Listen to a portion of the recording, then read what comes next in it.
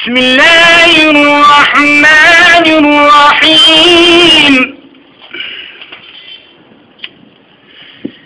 إذ قال يوسف لأبيه يا أبت إني رأيت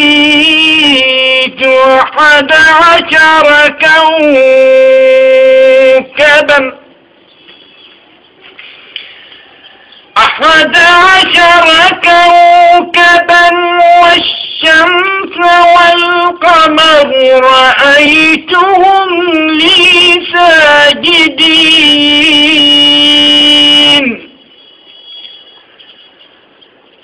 قال يا بني لا تقصص رؤياك على إخوتك فيكيدوا لك كيدا. قال يا بني لا تقصص رؤياك على إخوتك فيكيدوا لك كيدا. إن الشيطان للإنسان عدو مبين.